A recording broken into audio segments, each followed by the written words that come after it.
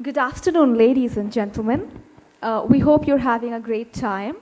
Our session is called Spiritual Travel, Wellness and Healing. And let me introduce you to the very interesting, very amazing panel today.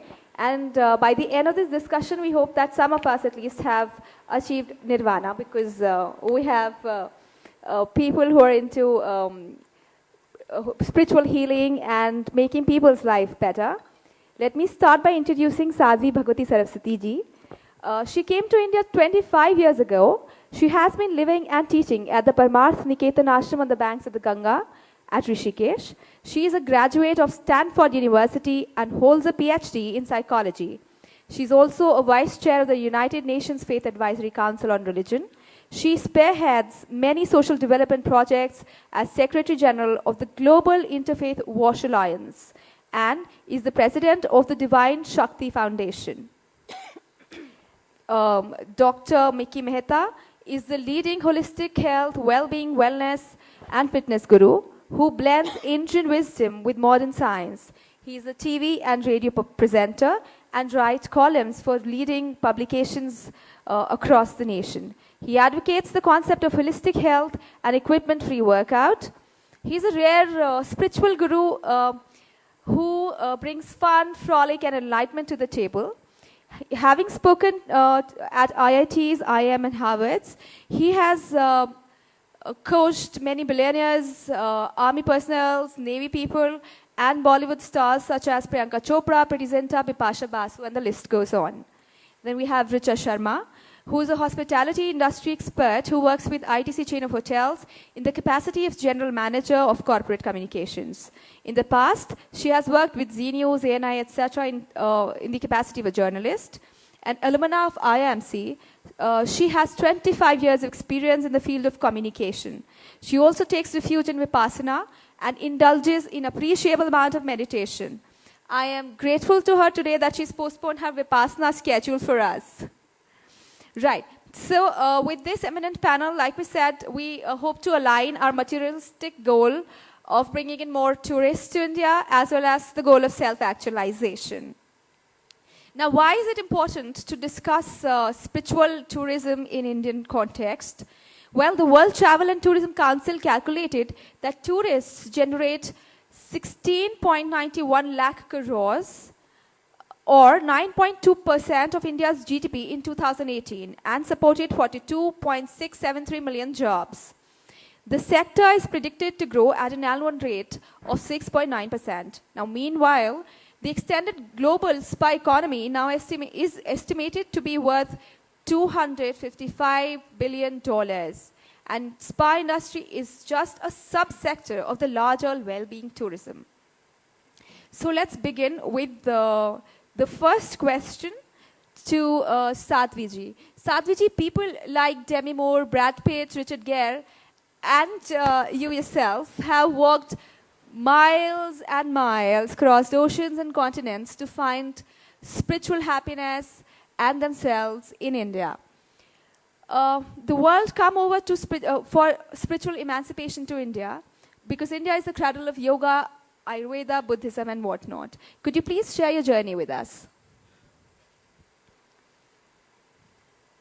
It's such a joy to be here. And what's important to realize, I mean, for me, I feel incredibly blessed because I was not actually searching. मैं backpack लेके आई बस घूमने के लिए. I came just on a holiday. The divinity of India, the divinity of Mother Ganga, touched me and grabbed me and transformed me.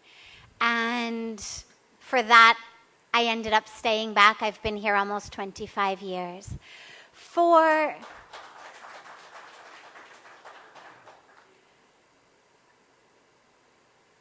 people who come, for people who travel, for tourism, as our theme is today, मैं इसको याद रखना है कि why do people even travel? People who have a limited amount of time, a limited amount of income, how are they going to decide where they're going? And why would they choose India? These days, with artificial intelligence, with virtual reality, you can climb the Eiffel Tower, you can climb Notre Dame, you can do almost anything without leaving the comfort of your own house. You don't have to actually get on an airplane and go somewhere. You can get food from anywhere in the world. Anywhere in the world. What is it that's calling people to actually travel these days? And what we're seeing is people are looking for inner transformation. Whether it's lying on a beach, कि किसी तरह से मुझको शांति मिलेगा. What they don't realize is जो शांति आपको beach पे मिलते हैं, well, the minute you get on an airplane to go back, it's over. They're looking for that peace. They're looking for a connection. We're seeing more and more people travel to places like Iceland, like the mountains, like the Grand Canyon, looking कि किसी तरह से connecting to nature. I should be connected to my own divine nature. But India is the land that wherever you look, it has that spiritual transformation. We see this in Rishikesh every day. More and more people are coming from every corner of the earth, not just celebrities, common people of every race, of every religion. And why? They're coming because what we're seeing all over the world is earning money, having possessions, having titles, having fame and name, it's not enough. Usse shanti nahi hoti. We don't find happiness, we don't find peace, we don't find meaning in life. Though everybody's turning toward India, toward this spiritual tradition. They come for yoga, they come for meditation, they come for Ayurveda, they come for that spiritual connection. Ki kisi tarah se I should find that peace. And that is what we have to offer that is so special. And whether it's in our holy cities or whether it's in our ordinary cities, the spirituality of India is not only in the cities that we earmark as holy cities. The spirituality of India is in the air, it's in the soil, it's in the water. As long as we, the people of India, remember that and hold that. We see every year at our International Yoga Festival where thousands of people come from around 100 countries. And we say it's amazing because aajkal, all over the world, on every corner of almost every city of the world, you can learn yoga. Why come to India? Because they're not only looking for health in the physical body. They're not only looking ki how can I do Trikonasana, how can I do Shirshasana. They're looking for how can I actually find that union, that yoga of my body, my mind, my spirit, my heart, myself, the divine. And that is what we have to offer. And we have to remember, lastly, that as we create development, as we create infrastructure, as we create all of these facilities for the tourists, we have to remember what is it that has brought them here. So it's wonderful to have restaurants and coffee shops and cyber cafes, but no one buys a ticket to come to India for a cappuccino. Nobody buys a ticket to come to India because they're going to be able to check their email. People are buying a ticket to come to India because they're looking for something in their hearts and their souls and their lives. And we need to make sure that in our rush, in our drive for the development, in our rush and our drive to provide the facilities, that we don't forget really what it is that's drawing people here, and that we use our energy to really highlight the spiritual aspects that are drawing people, to make sure that they are available, accessible, clean for people to come. So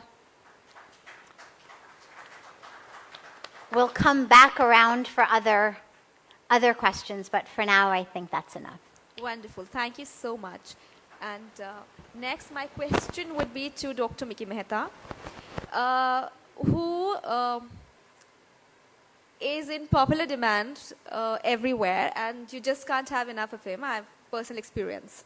But you've combined metaphysical with the physical, and clearly there are many takers for this kind of holistic development, which is about mind, body, soul. And then there's this book that I got hold of, which is your book, which is called Lose Weight, Gain Shape in 28 Day.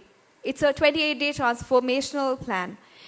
It includes engaging recreational workout, food science with cosmic nutrition and simple meditation exercises that will allow you and synchronize your biological circadian unit rhythm, harmonizing with the geomagnetic universal rhythm to achieve a healthy state of being. Now, could you please explain this heavy-duty, high-flown, ground-signing thing to this lesser mortal sitting here and asking you this question? What are these so difficult things that you mentioned in the book? Good afternoon, everybody. Good afternoon. Good afternoon, everybody. So, couldn't have a better platform, being a Krishna amongst the Meeras and the Radhas here. I feel so blessed already, and of course having Sadhvi ji on my left. It really takes a mirror to tell you the truth many a times. And today I saw my reflection in Sadhvi ji, and I looked at myself and I looked very small, because it really took one foreigner to come from abroad and find which we couldn't search for ages, or very many have, but we have failed. And it's really a great example that we see in Sadhvi ji, that spirituality is universal and that spirituality is not just Indian. This is just for starters to set the context right. Okay. And the spiritual journey starts where your journey stops. Actually, because there is no travel in your spiritual find, as what Sadhvi ji said also. So that suffer of travel is actually a suffering. And this suffer where there is no suffer is settling and finding yourself, introducing yourself to yourself. And this is what my book is all about. Introducing yourself to yourself. So finding your own circadian rhythm. Dahi jamna chahiye. Yogurt needs to get set. Don't disturb it by putting the spoon every hour to check how far it is set, because it will never get set. So wellness is all about being, not doing. Wellness is all about healing with orchestration, where you allow your circadian rhythm with the rhythm of your breath to get synchronized. And with this unit get synchronized, with the unity consciousness, of course immunity starts, because wellness is all about rhythm and flow.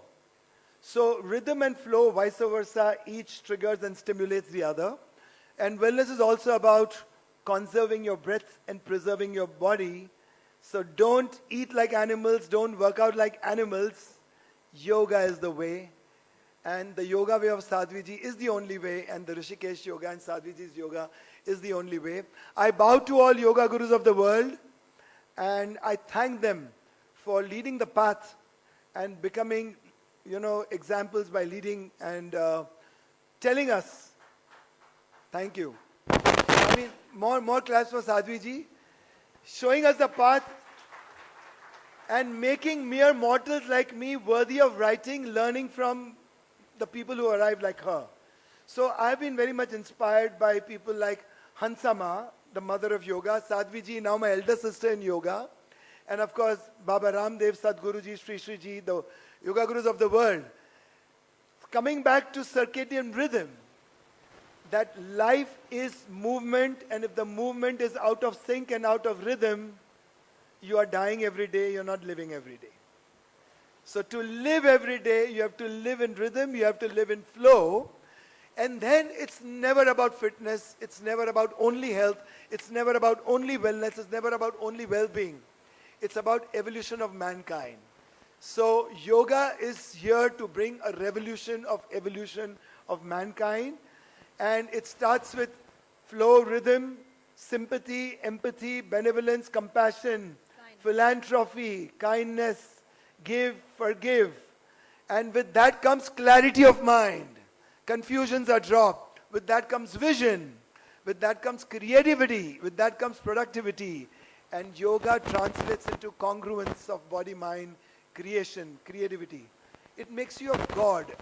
It literally, we are all gods in seed form. So this book is an opportunity to find your blossoming, to get naturalized, to get optimized, to get self-realized, to get Mickey-mized. Talia. Hello. Yeah.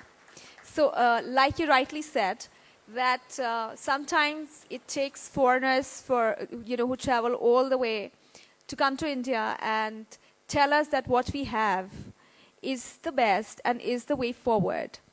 And Sadhviji, who is the director of the International Yoga Festival, also we were discussing how this festival attracts a lot of people from abroad. Of course, there are Indians also.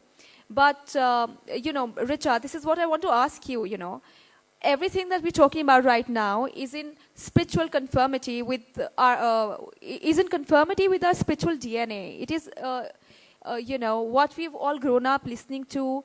Yet, people from all over the world visit India in search of peace and, finding themselves. However, our domestic travelers, they look west when it is about, traveling for well-being, for like a wholesome, holistic tourist experience.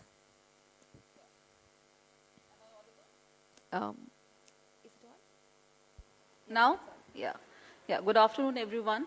So very enlightening listening to the panelists on my left and now one on my right. I take this question to first of all say that the reason that we're all here in this room, the biggest equalizer for all of us, be it this side or that side, is India.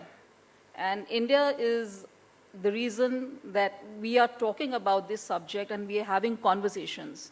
So when you say most people are now looking outwards from India, they're looking at going to the West, I think that is changing. And the biggest brand ambassador, so as to say, that we have, who has put this together, is Prime Minister himself, who has elevated yoga to another level, brought it back to where it belongs. And we are having conversations about staying fit, well-being. Well-being is just not, spa is just one part of well-being. There is so much more to it. So those conversations are happening, and I don't think so many people are now wanting to go abroad. Rather, there's been a sort of realization that India is the seat of yoga, India the seat of Ayurveda. I mean, Ayurveda is one of the world's oldest system of medicine, and we are blessed to have that with us. The reason that, you're having channels, video channels, and FM stations, newspapers, magazines talk about benefits of chia seeds, flax seeds. I mean, this is something that our grandmothers actually gave us way back. So the grandmother's learning is coming back probably in different formats, through Instagram, through various other things on social media. I think that's a revolution in itself, which has spurred the wellness industry, which is why people are talking of quinoa grain, amaranth. But you go back and you talk to your grandparents and they'll tell you we've been doing this all our life. So I think it is very nice. The discussion, the limelight has come back to India, and that is really the way forward. That's correct. Like we were having this discussion, and we discussed, that a lot your hotels, which is the LEED Platinum rated hotels, has one of the best spas in the industry, and most of the techniques used there are very Indian. And then, before this discussion, when I was prepping up, I spoke to a lot of people, a lot of millennials, about spiritual travel, well-being, and spa tourism. And one of the person said that spa tourism is an expensive undertaking. So what do you have to say about that? Okay, so at ITC Hotels, one of our key differentiators is we follow the ethos of responsible luxury. A luxury without compromising the earth, and sustainability without compromising luxury. Because it's luxury chain of hotels, yes, some people will find it expensive. But if you see the responsible aspect that we add to luxury, the dynamics will change. You enter, let's say for instance, we are sitting in the capital, so you enter an ITC Moria, You breathe clean air in the lobby, and I have a dynamic plaque in the lobby that shows that, and the air is at par with WHO standards. There are various other things in terms of the food that you consume, which is local and sustainable. The back ending is verified. And we've been doing this for years. I mean, in the previous session, Sunita talked about no plastic bottles and glass bottles here. We've been doing that at ITC since 2004. So coming back to spa tourism, Kayakalp, the spa brand that ITC Hotels has, the Kayakalp brand, again, is 100% indigenous. You know, we have taken inspiration from the wisdom of Indian culture, the ancient culture that I just spoke about. And all our therapies are based on that.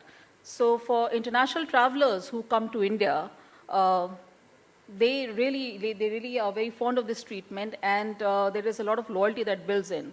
For the other segment that you said, who may find spa tourism expensive, well, domestically, they don't need to travel to really an ITC hotel, because we are so blessed, so enriched with natural resources and yoga and Ayurveda, that it is there in many other places. So they have a huge choice, not necessary to come to a 5-star hotel.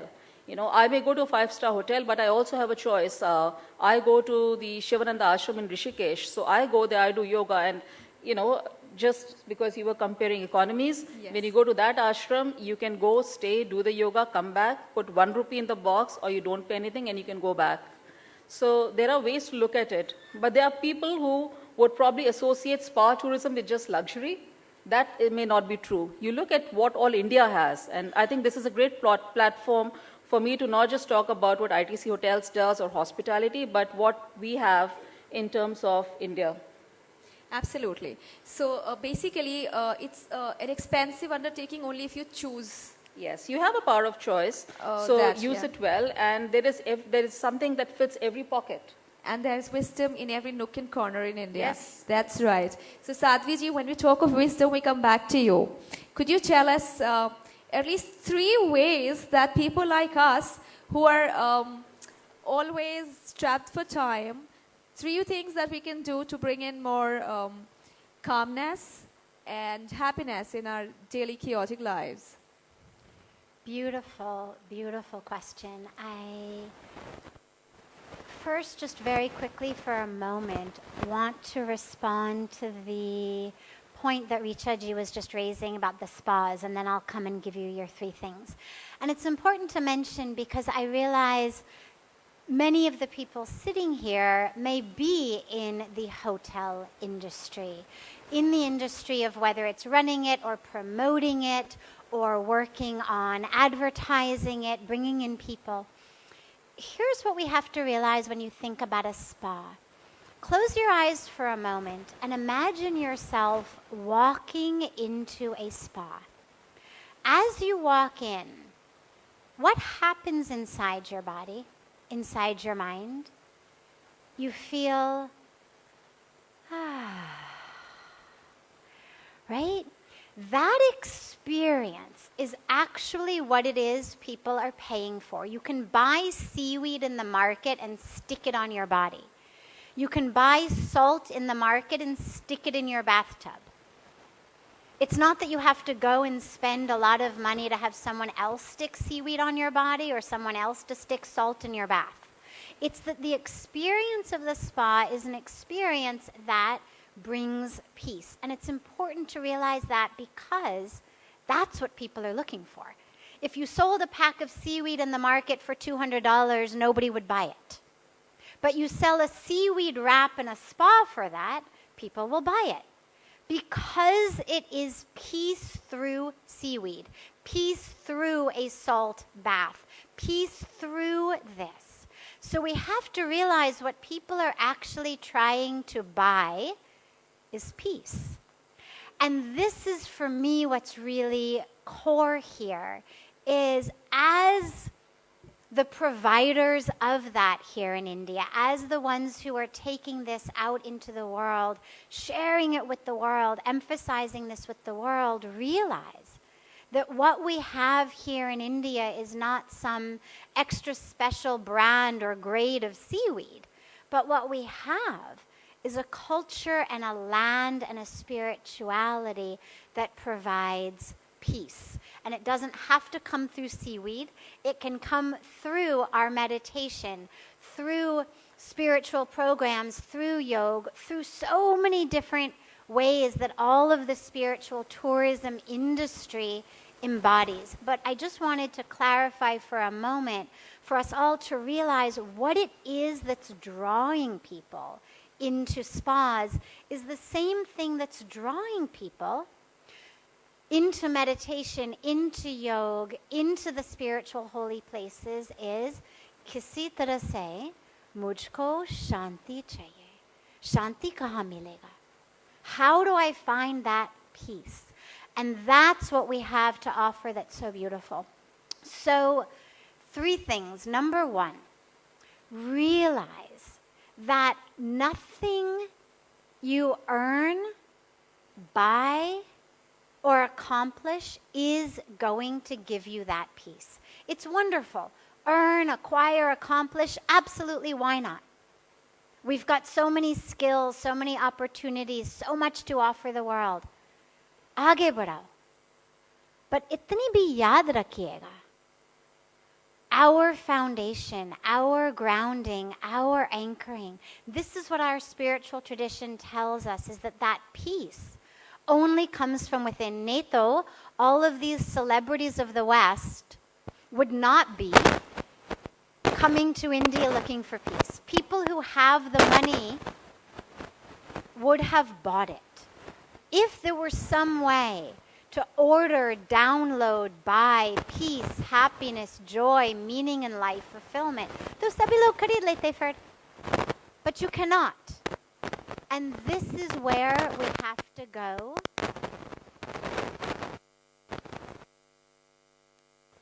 This is where we have to go deep within ourselves. So every day, thanks. Every day, have a few minutes every day of connecting deeply with your grounding, your foundation. Whatever spiritual tradition works for you, whatever name or no name or form or no form of the divine works for you, ye to apni sanskriti hai. When we say Bhartiya Sanskriti, it's not one name, one form, one way, but it's a culture that says the divine is within me. So spend a few minutes every day connecting to that wholeness, that fullness. Number 2, realize that your greatest gift to the world is not just in what you accomplish in your office. It's not what you accomplish in your company. That's your duty. It's wonderful. Do it. Do it well. Do it fantastically. But that each of us has our own dharma to fulfill in this life. And if I don't connect with the truth of who I am, I'm not going to know how I can serve. We are taught we are instruments of the divine.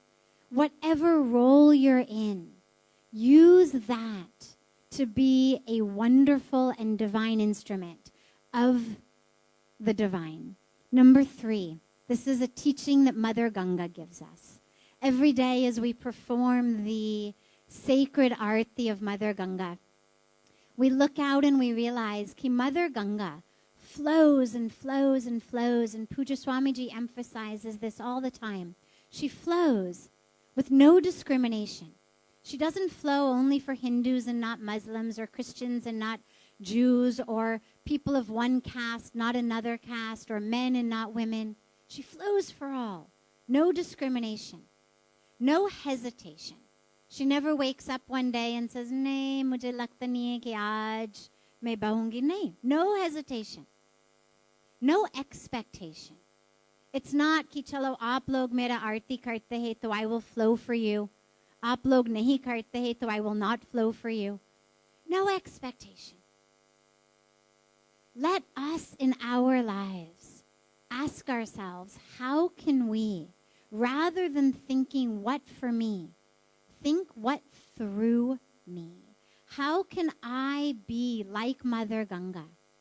this beautiful, flowing river of giving and serving, because that is the spiritual tradition of India. When we perform our yagna ceremonies, at the end of each of the ahutis, we chant idam namam, not for me, but for you. Not for me, but for you. So lastly, even as we're doing our jobs and our corporations and our companies, and we're doing it well, remember, it's not about mera title kya hoga, mera raise kab milega, mera promotion kab milega. It's about how can I serve the spiritual tradition of India, serve this land, serve this culture. When we, as the people here, live like that, then regardless of where the tourists go, whoever they meet, they will have that spiritual touch of India. Whether it's checking into the Hyatt Regency at the front desk, whether it's the concierge, whether it's a tour guide, everyone will be that spiritual ambassador of India. Hello. Yeah, thank you so much. And I will also take a moment to tell everybody that such gems are also available in this book by Sadhviji. It's called Come Home to Yourself. And this book has been penned by Sadhviji herself. And we hope you like it and you will benefit from it. Now coming back to our discussion, Sadhviji, there was a time when India was looked at through a mystical lens, you know. We were a land of snake charmers and Kama Sutra. But that seems to be changing. Now we've become Kama Sutra, which is the Calmness Sutra.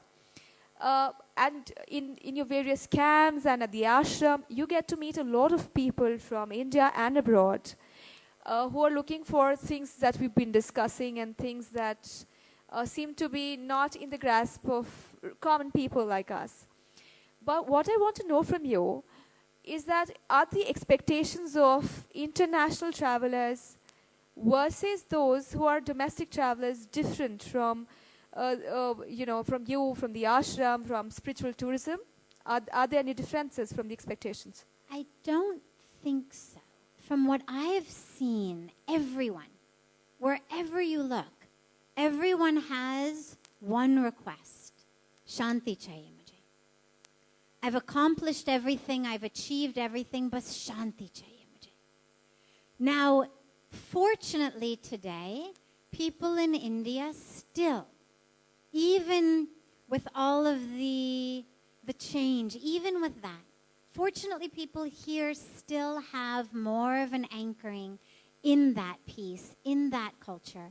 So they're not looking for it as desperately as people in the West are, because this is a culture that teaches us ki shanti bahar nahi hai, shanti bhitar mein hai.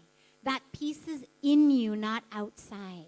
So the people from the West are looking frantically, desperately. They don't know where to turn. People in India at least know कि अच्छा मुझे गंगा किनारे जाना है, मुझे आरती करनी है, मुझे सत्संग में बैठना है. They understand that. So what they're looking for is the same, but I think that the Indians are a little bit more focused of knowing where to go. I think also many of the Indians realize that they're carrying that peace with them. So they're going to a lot more also natural places, looking for that connection with the natural world. You're seeing a lot of that type of travel. But in general, everyone is searching for peace. And that is what here in this country we actually have to offer people, is that inner transformation. Because wherever you go, there you are. And so whether you're lying on a beach in the Caribbean, whether you're shopping in Dubai, whether you're at the top of the Eiffel Tower, if inside you are depressed and anxious and restless and a drug addict and an alcoholic, you're going to be that on a beach in Aruba or at the top of the Eiffel Tower. What India has is a way out of that. India has a way of actually changing the you who is moving through the world. And that's what people are looking for, and that's what we have to offer. Thank you so much. So basically, it's the musk that we carry inside. We just need to learn how to connect with that piece that is within us. Thank you so much. Dr. Mehta, in this realm of self-help and wellness realm, there are these catchwords which are doing rounds these days, like there's this Danish word called hugo, which is about being cozy. Then there's this Japanese word called ikagai, which is about the reason that is that motivates you to leave your bed and look at the day and go work. What are some of these catchwords that are doing rounds which have originated from India? And what are the things that people look for when they come to you for being healthy and fit? Because it's obviously not about pumping iron when it is with you. So what are these things that people are looking for? And some catchwords, please. So everything boils down to Shanti. Ji. Actually. Self-fulfillment. Trupti. तो बोलो शांति चाहिए कि नहीं चाहिए? तो बोलो आत्मा को शांति चाहिए कि नहीं चाहिए? No, I'm coming. लेकिन weight loss भी करना चाहिए और shape में भी होना चाहिए. I'm also coming to the word hoponopo. Po.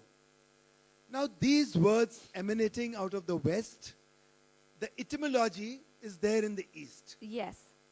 The roots of which certainly come from here. There is this one particular word emanating from the East called swast. Swayam mein sthit. Stable and rooted in yourself.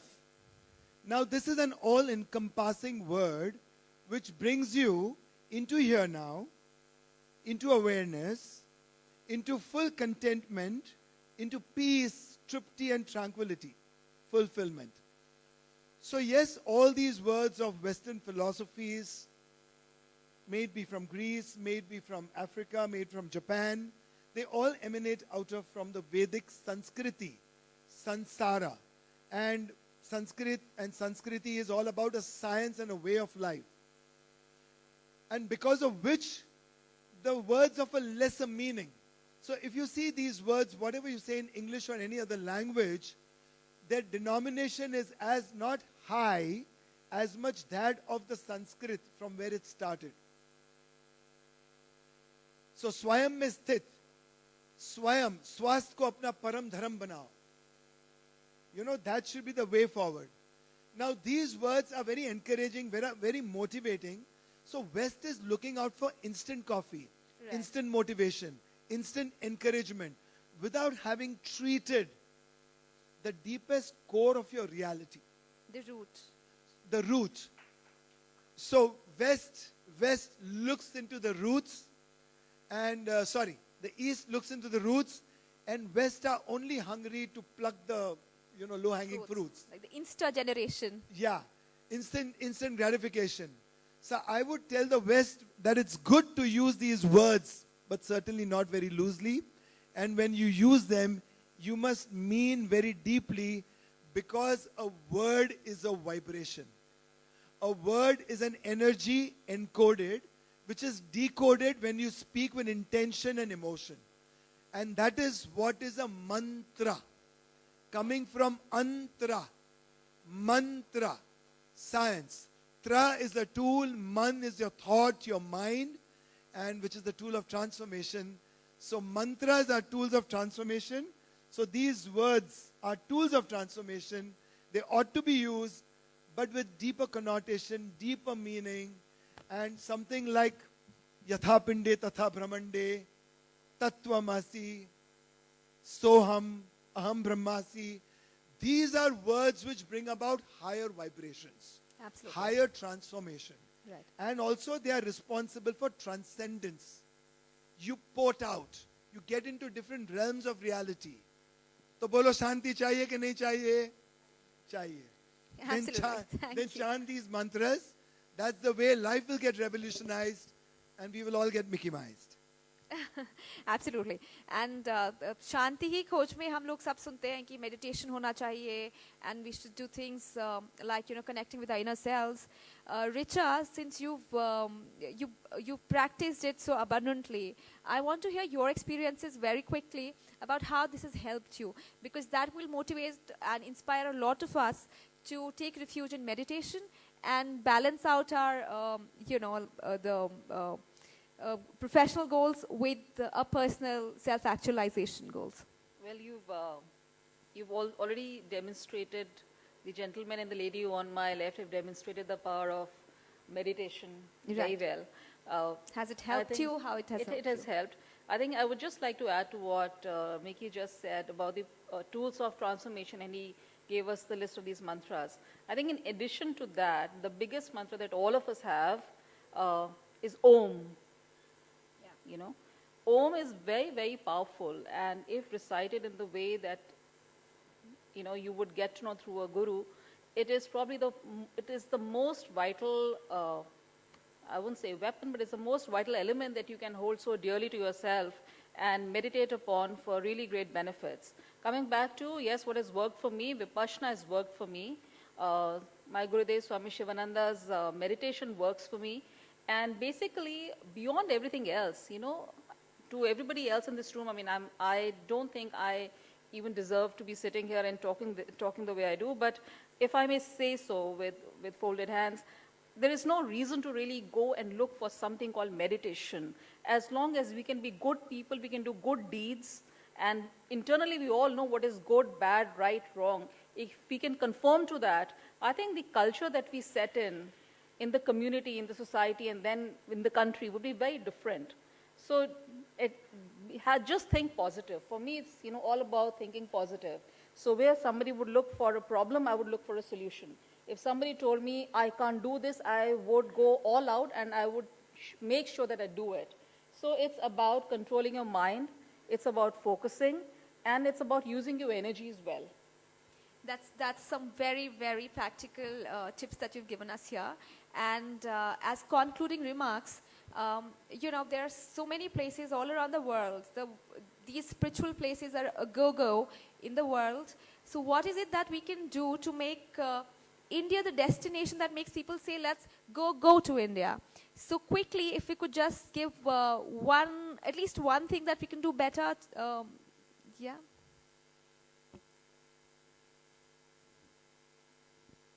Ladies first. So very quickly, I have two things.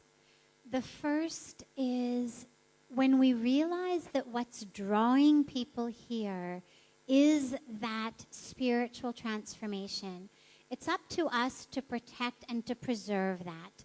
So when we are, for example, on the banks of Mother Ganga, we need to make sure that instead of in our development focusing on how many coffee shops, how many restaurants, how many cyber cafes can we build, we need to make sure to focus on what is it that's drawing people here, which is the river Ganga. And so to keep those banks in a way that people can walk, sit, enjoy, be. And that's true with all of our spiritual tourism hubs. Rather than thinking about, how many coffee shops can we give, how many cyber cafes can we give, how much of this can we put in, we should think about how can we amplify the access, the beauty, the cleanliness, the ease of actually that which has drawn people here. Second point quickly is, as we are the ones who are providing the services, running the services, advertising the services, getting the word out, whatever our individual role is, it's important for us to realize that the way that we give that message out, instead of being jaise Paris mein hai, waise yahan Delhi mein hai, jaise London mein, waise yahan Mumbai, that our messaging should be, here is traditional Indian, architecture, traditional Indian spas, traditional Indian this, traditional Indian that, rather than focusing on how can we make our tourism more like it is in the West. If people wanted to see Paris, they'd go to Paris. If they wanted to see London, they'd go to London. If they've come to India, they've come because they want traditional India. So let us be proud of what India is, what India has. Highlight that, package that, and offer that as the best of traditional India, rather than here's how India mimics Europe or America.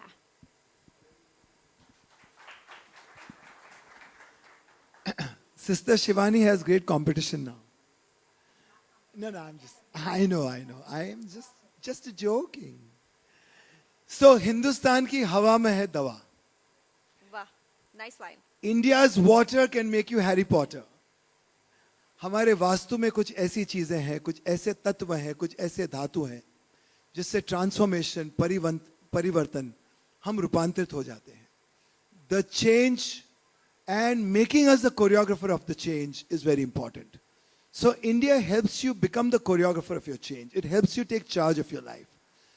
Why the seers and Rishi Munis were first found in India? Only because I believe that the demography of India is such that the magnetic field is very conducive to learning, very conducive to seeing, very conducive to vision, very conducive to creativity. And if Sanskrit was born here, and if everything else is born out of that science, Sanskrit is not a language. Everything is born out of that science. So primarily we are trying to say that the whole world was born out of everything that happened in India. And people were hungry because of which the Beatles came to India. You know, they came to Maharishi Mahesh Yogi, and then so very many other celebrated yogis were visited. We don't even know. We learned that even Christ visited India. That's what we know. We understand the 20 years of his missing cycle. So India is a land of harmony. India is the land of peace and creativity. India is the land of knowledge and knowing. India is the land of light. India was the land of might and will again become the land of might. In 1988, while I was working as a health club manager of the Oberoi Hotels in Bombay, the Oberoi Hotels, so the chairman of the World Bank, he was visiting, he finished a massage and he stepped out. And he said that, you know, your kind of talent, you should be traveling abroad. I said, I'm very happy to be here. He's saying, then you're smart. In 1988, he told me this, because come 2020, India will be the beginning of becoming the world's biggest economy. This he said in 1988. And I think the way we are going, the way we are seeing things, and I think the worst comes before the best, so we are seeing a storm before the calm. But trust your India. Forget the leaders. I trust my leader as well. But forget the leaders and the human beings. Trust your mother India. ये जो भारत माँ है, सबसे उपजाऊ है. ये जो भारत माँ है, सबसे auspicious है. और यहाँ से दुनिया शुरू हुई थी, और यहीं पर लोग घूम के फिर आएंगे, और हम spiritual tourism के लिए दुनिया को यहाँ बुलाएंगे. भारत है तो मुमकिन है. Thank you so much. Closing remarks. Yes, India is, I started with India, I end with India, wrap it up with India. India is basically the cradle of the world. It comes to sustainability, social, economics, medicine, name it and think back and you will relate this to India. So I think there is already change. All those people who probably didn't, who were looking at the West, to again answer your question, are now looking at India. And India is the answer to everything. Please don't forget, India gave everything, right from Shunya to Om. So this is where it is. Thank you so much. Quotient. Yes, I'm well aware of that. Thank you so much. I'll take a moment to thank you, to thank all of you, the eminent panelists, and the good listeners here.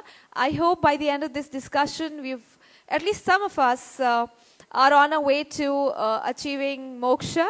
And for at least some of us, the journey to spiritual well-being has been galvanized. Thank you so much for being such a great audience.